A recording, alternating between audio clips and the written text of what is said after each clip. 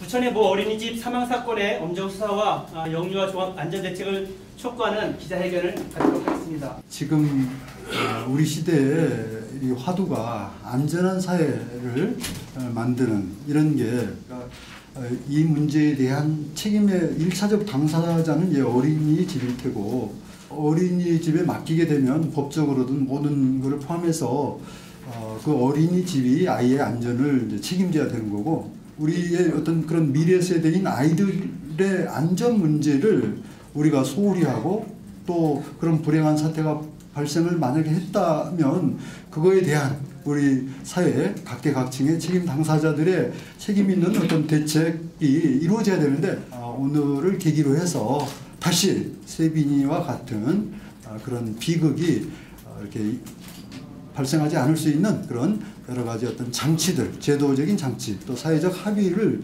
이끌어 나갈 수 있는 그런 계기가 되었으면 좋겠습니다. 예. 부천의 모 어린이집 유아 사망 사건의 엄정한 수사와 영유아 종합안전대책 일명 세빈이법을 간절히 호소한다.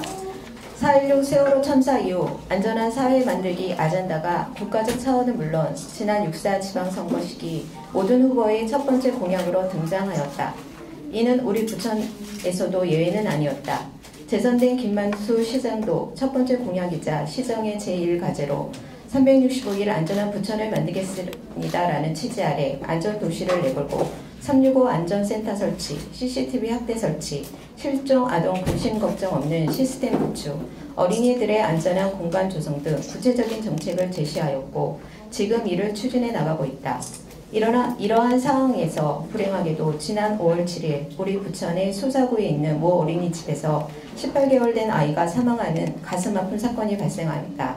아침 9시에 아무런 문제 없이 맡긴 아이가 간식도 안 먹는 등 평소와 좀 달라 활동 수업 시간인 10시 30분에 따로 재웠다 한다.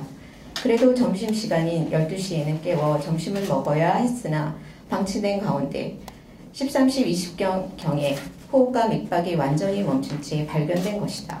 그때는 이미 호흡을 멈추면 산소가 공급되지 않아 발생하는 청색증이 와 있어 인공호흡을 실시하고 119 신고를 통해 성모 병원을 옮겼으나 이미 숨이 멈췄다는 것이다. 아이가 이상이 있으면 바로 부모에게 통보를 하거나 스스로 응급조치를 취해야 했으나 3시간가량이 방치된 것이다. 그럼에도 불구하고 부검을 통해 6월 17일에야 통보된 사항은 사인불명, 소아급사증, 증후군이라는 것이었다. 유족의 입장에서는 아이는 희생되었는데 이 사건의 진상과 책임 규명은 아무도 없는 도저히 납득할 수 없는 상황이 된 것이다. 이 과정에서 사인을 비롯한 어린이집의 책임 문제에 대한 양측의 견해 차이는 날이 갈수록 벌어지는 가운데 유족들은 뒤늦게 업무상 가실치사 혐의로 형사고발을 하였고 세빈이와 같은 비극의 재발을 막기 위한 법적 제도적 대안 마련을 호소하고 있다. 우리는 세월호 참사 이후 안전사회 실현이 시대적 과제가 되고 있는 작금의 현실에서 월 평균 1회씩 빈발하고 있는 어린이집 사망 사건에 주목하면서 사법당국의 엄정한 진상 파악과 함께 재발 방지를 위한 일명 세빈이법이라 할 수 있는 법과 제도의 정비 및 행정적 대안 마련이 중요하다고 보고 아래와 같이 촉구한다. 1. 영유아 보호법상 어린이가 어린이집에 인계되는 순간 어린이 안전의 모든 책임은 어린이집이 지게 되어 있다. 당일 10시 30분부터 잠든 아이를 1시 20분까지 적어도 3시간 가까이 방치한 것은 이미 그 자체로 중대한 과실이 아닐 수 없다. 사법당국은 미래의 주역이 될 아이들의 안전사고에 대한 시대의 요구와 국민의 법 감정을 고려하여 이 사건을 엄정히 수사하여 사건의 진실과 책임을 분명히 할 것을 촉구한다. 2. 억울하게 죽은 아이는 말이 없고 부모는 전혀 어린이집의 운영을 알 수 없는 상황에서 점증하는 어린이집의 사고를 근원적으로 막고 만약의 경우 정확한 진상을 규명할 수 있도록 입법권을 갖는 국회의원과 부천시 의회를 중심으로 어린이집의 CCTV 의무 설치 입법화를 적극적으로 검토할 것을 촉구한다. 만약 인권 문제가 우려된다면 열람권을 철저히 제한하는 방식을 입법에 반영하기를 제안한다. 3.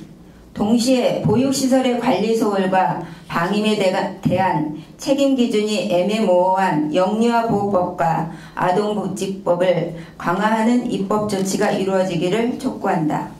4. 또한 영유아 돌연사 예방교육 강화 등 부천시의 지도감독 시스템과 문제가 될 때 보육시설 및 보육교사 자격에 대한 행정적 제재가 획기적으로 강화되어야 한다. 5. 우리는 이번 사건이 조속히 해결되지 않을 경우 해당 기관에 대한 문제 제기와 함께 입법 청원 운동 등 사회적 공론 형성을 위한 다양한 행동을 전개할 것이다.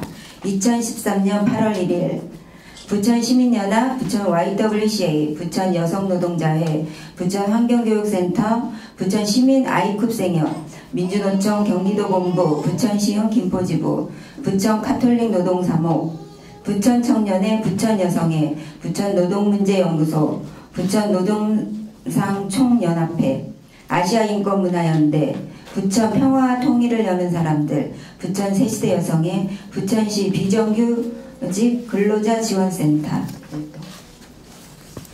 저희가 사건이 처음에 발생이 됐을 때 행정기관에 인사사고가 난 문제가 발생한 어린이집의 폐쇄 요청을 드렸어요. 부천시청에.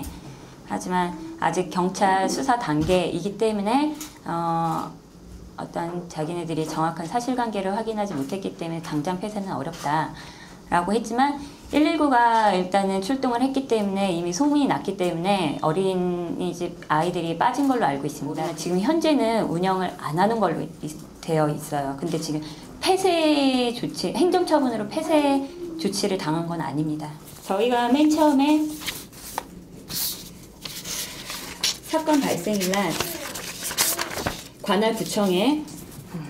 관할구청 보육팀에서 사건이 발생된 거 신고를 받고 그것도 유족이 신고했습니다. 보육기관에서 신고한 게 아니고요. 어린이집 그 신고를 받고 어린이집 지도점검을 실시를 했다라고 하더라고요. 네. 개인적으로 저희 부모 입장에서는 어떤 어린이집 운영을 전반적인 건 모르기 때문에 지도점검이 어떤 식으로 이루어지는지 모릅니다. 그렇기 때문에 보육팀에서 지도점검을 나갔다라고 했을 때 어떤 조사가 이루어졌나 보다 라고 생각할 수밖에 없었고요. 아무런 조치가 이루어지지 않아서 여러 번 저희가 시청이라든지 관할구청에 여러 번 저희가 요청을 했어요. 관리 소홀로 인해서 아이가 아픈 상태도 아니고 죽은 상태로 발견된 이 사람들에 대한 보육 자격 박탈을 요청을 했으나 아무런 행정적인 처분을 내리지 못한 상태에서 저희는 또다시 7월 1일 날 그 상급기관인 경기도청과 부천시청에 다시 한번 문제가 발생한 어린이집에 지도점검 감사 요청을 실시했습니다. 철저하게 다시 요청을 해달라고. 그러고 7월 10일 날 그 어린이집에 대한 지도점검 결과를 정보 공개 청구 요청을 했습니다. 그리고 7월 22일 날 정보 공개 청구에 대한 결과를 통보를 받았는데 제가 민원 제기한 어린이집 지도 점검에 대한 결과는 정보 공개라든지 이런 법이 있기 때문에 말씀은 드릴 수 없으나 위반한 사실이 발견이 되어 그에 대한 적절한 행정처분, 시정명령이 내려진 상태라고만 구두로 통보받았습니다. 그 외에 더 자세한 구체적인 내용은 정보공개법이라든지 이런 부분에 의해서 말씀을 드릴 수가 없다라고 말씀을 드렸어요. 왜 처음에 소사구청에서는 지도점검했을 때 그 부분을 발견을 못했을까요? 똑같은 지도점검을 요청을 했는데 저는 그것도 의문스럽습니다. 보건복지부 콜센터에 전화를 했더니 형식적으로 그 상담원께서 전화를 받으시고 본인들이 확인을 하겠다라고 하고 소사구청에 전화를 했습니다. 소사구청 담당 보육팀장님과 통화를 한 결과 첫날 사고 소식을 받고 해당 어린이집에 지도점검을 나갔습니다. 라는 답변을 그대로 전해받았습니다. 현재 그 사실은 저희도 알고 있는 사실이지만 콜센터에 전화했을 때는 그런 사실만 저기를 했고 제가 또다시 그보다 더 직급이 있는 분을 바꿔달라고 요청을 했으나 세종시에 있는 청사에 있는 보건복지부 전화번호를 가르쳐 주더라고요. 그곳에 제가 전화를 또다시 했습니다. 모든 사건을 다 들어주고 나서 저희가 영유아보호법상 아이들을 이렇게 관리소홀하고 하면 여러 가지 법을 읊으면서 이런 법들이 위반이 됐으면 이런 행정처분을 해야 되지 않겠습니까? 라고 요청을 했으나 거기에서도 마찬가지로 지금 수사 중에 있기 때문에 일단은 결과만 기다려보자 라고 하고 아이사랑 헬프데스크에 민원을 제기하십시오 라고 해서 거기도 똑같이 민원을 제기했습니다. 신문고에도 하셨나요? 신문고는 전화만 했습니다. 전화만 한 상태고 거기도 역시 수사 중이니 기다려주십시오. 경기도청과 경기시청에서 그 지도점검한 결과로 그에 합당한 행정처분 어떤 시정명령이 내려졌다라고만 알고 있으며 폐사라든지 자격 정지라든지 이런 어떤 행정적인 처분은 지금 현재 수사 결과만 기다리고 만약에 수사 결과에 어떤 혐의점이 발생이 됐다라고 하면 그에 대한 행정처분이 같이 내려지겠지만 무혐의가 났을 경우에는 어떤 행정처분도 받지 않습니다. 평상시에 세빈이는 6시나 7시 정도면 기상을 합니다. 그때 아빠가 출근 준비를 하는 소리에 보통은 그 시간에 일어나고 세빈이 아빠가 7시에 출근하기 전까지는 보통 일어나는데 그날도 여지가 다름없이 6시에 일어났으며 아침에 7시에 아침 아빠를 이제 보내고 그 다음에 이제 아침 식사를 했으며 평상시와 다름없이 5월 7일 사건 사고가 일어났지만 그 전에 황금연휴였습니다. 5월달에 황금연휴 그 기간 동안 너무나 잘 놀았기 때문에 세빈이 어린 수첩에 그날의 기분 상태도 굉장히 좋았으며 황금연휴를 너무나 즐겁게 보내서 오늘은 컨디션이 최상입니다라는 기록을 남긴 어린이 수첩이 있습니다. 그 어린이 수첩을 제가 달라고 요청을 했으나 경찰이 가져갔다고 처음에 원장이 얘기를 했으며 나중에 부검 결과 6월 15일 부검 결과 통보를 받고 저희가 내사종결이라는 그 통보를 받고 그러면 어린이 수첩 주십시오라고 했더니 경찰은 어린이집 수첩에 대한 존재를 모르시더라고요. 가져간 적이 없다. 그래서 원장한테 바로 저희가 보는 앞에서 확인 전화를 해줬습니다.